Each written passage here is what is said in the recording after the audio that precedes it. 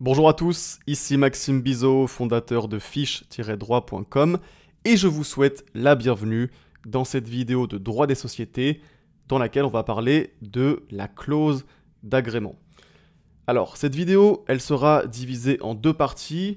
Dans un premier temps, je vous donnerai une définition de la clause d'agrément. Je vous expliquerai en détail en quoi consiste la clause d'agrément et comment ça fonctionne. Et puis, dans un deuxième temps, on verra ensemble le champ d'application de la clause d'agrément. Et donc, sans plus attendre, c'est parti, on commence la vidéo. Alors, la clause d'agrément peut se définir comme un mécanisme qui impose de soumettre toute cession de droits sociaux par un associé à un tiers à l'agrément préalable des associés de la société. Donc, imaginons par exemple une société avec trois associés. L'associé A, l'associé B et l'associé C. Imaginons que C souhaite céder ses titres, souhaite céder ses droits sociaux à un tiers, que l'on appellera D.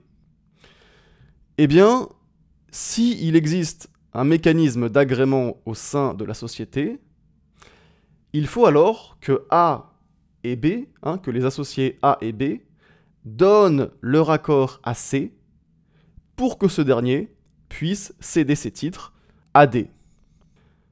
Et donc, la finalité de la clause d'agrément, c'est quelque part de contrôler, voire de stabiliser l'actionnariat de la société.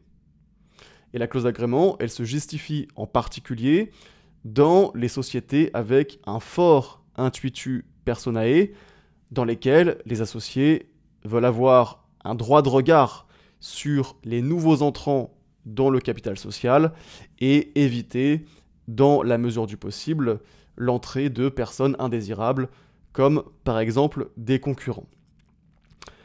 Mais ceci étant dit, qu'est-ce qui se passe en l'absence d'agrément, c'est-à-dire dans le cas où les associés refusent de donner leur accord à la cession au tiers? Eh bien, très simplement, la société a alors l'obligation d'acquérir elle-même ou de faire acquérir par les associés ou un tiers qu'elle aura choisi les droits sociaux que l'associé cédant souhaitait céder au cessionnaire pressenti.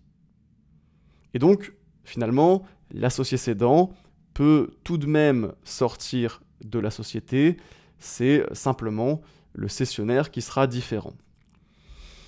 Voilà donc en quoi consiste la clause d'agrément. On va maintenant pouvoir s'intéresser au champ d'application de la clause d'agrément. Mais juste avant, petite parenthèse dans cette vidéo, pour vous parler de mon pack de fiches en droit des sociétés. Effectivement, vous êtes libre de vous procurer mon pack de fiches en droit des sociétés. Qu'est-ce que c'est que ce pack de fiches ? C'est tout simplement un pack qui contient 20 fiches de révision qui sont extrêmement claires, qui sont synthétiques, et qui résume parfaitement la matière de droit des sociétés.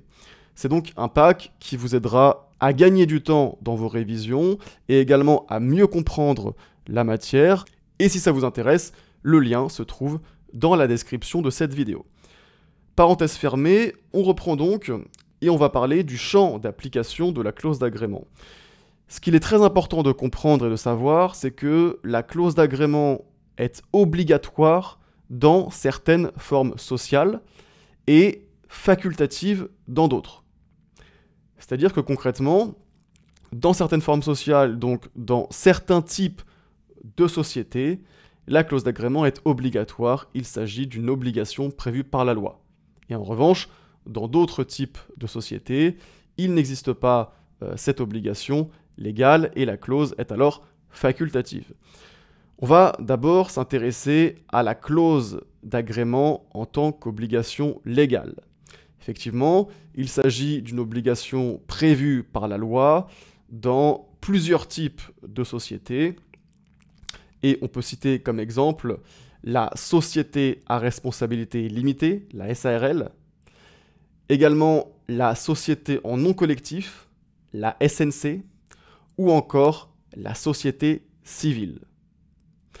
Et par exemple, pour ce qui est des SARL, on a l'article L223-14 du Code de commerce qui prévoit que les parts sociales ne peuvent être cédées à des tiers étrangers à la société qu'avec le consentement de la majorité des associés, représentant au moins la moitié des parts sociales, à moins que les statuts prévoient une majorité plus forte.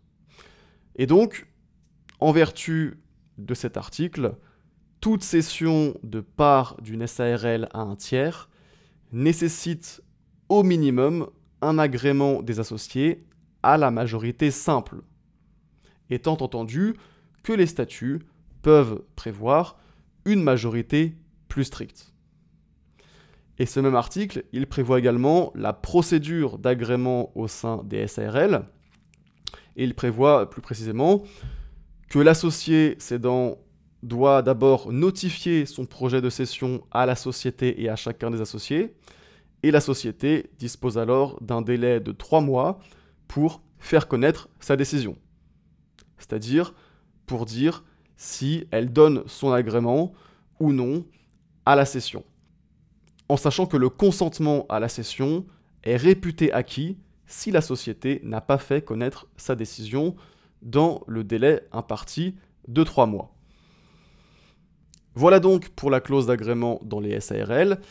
Et également, il faut savoir qu'il n'est pas possible de déroger dans les statuts aux dispositions dont je viens de vous parler, c'est-à-dire que toute clause statutaire de SARL qui contreviendrait à ces dispositions serait réputée non écrite. En ce qui concerne maintenant les sociétés en nom collectif, les SNC, on a l'article L221-13 alinéa 2 du Code de commerce qui dispose que les parts sociales ne peuvent être cédées qu'avec le consentement de tous les associés. Donc ici, le régime de la clause d'agrément dans les SNC, il est plus strict que dans les SARL, puisque dans les SARL, le Code de commerce prévoyait simplement une solution de principe qui était l'agrément des associés à la majorité simple. En revanche, dans les SNC, cet agrément, il doit regrouper le consentement de tous les associés. Et donc, c'est plus strict que dans la SARL. Et puis enfin, s'agissant des sociétés civiles, l'article 1861 du Code civil dispose, de même que pour les SNC, que les parts sociales ne peuvent être cédées qu'avec l'agrément de tous les associés. Donc là encore, il faut l'agrément de la totalité des associés. En revanche, pour les sociétés civiles, il est possible de déroger à cette solution de principe dans les statuts, puisqu'il est possible de prévoir une autre majorité, comme la majorité simple ou la majorité qualifiée, ou bien il est également possible de prévoir la compétence des gérants pour accorder l'agrément. C'est-à-dire qu'il n'y aura plus besoin de l'agrément des associés, ce sont les gérants qui seront compétents pour accorder l'agrément à la cession des titres aux tiers. Voilà donc pour la clause d'agrément en tant qu'obligation légale. Voyons maintenant la clause d'agrément en tant que possibilité statutaire. Puisqu'on l'a dit, dans certains types de sociétés, SARL, SNC, sociétés civiles notamment, la clause d'agrément est une obligation prévue par la loi, mais dans d'autres types de sociétés, et donc là, ça concerne plus spécifiquement les sociétés par action, la clause d'agrément n'est pas une obligation légale, c'est simplement une possibilité statutaire. C'est-à-dire qu'il est possible, c'est une faculté, il est possible d'insérer une clause d'agrément dans les statuts de toute société par action. Et donc ça inclut notamment les sociétés anonymes et les sociétés par action simplifiées, les SAS. Donc il faut bien comprendre que dans ces sociétés, dans les sociétés par action, les cessions d'actions sont en principe libres, il y a un principe de liberté des cessions d'actions, mais il est possible de limiter ce principe en insérant dans les statuts une clause d'agrément. Et précision importante, il est possible d'insérer une clause d'agrément dans les statuts de toute société par action, sauf si la société est cotée.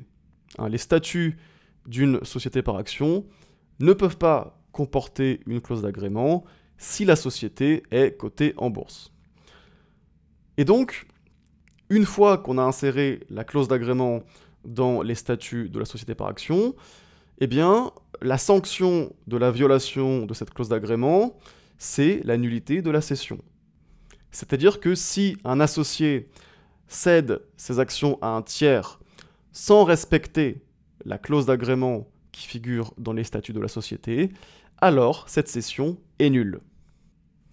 Et concernant la procédure, l'associé qui souhaite céder ses titres doit notifier à la société une demande d'agrément. La société dispose alors d'un délai de 3 mois pour notifier sa décision. Est-ce qu'elle donne son agrément à la cession ou non, en sachant que l'agrément est réputé acquis en cas de défaut de réponse dans ce délai. Sur ce, c'est la fin de cette vidéo sur la clause d'agrément. J'espère que cette vidéo vous a plu et je vous dis à bientôt pour une prochaine vidéo.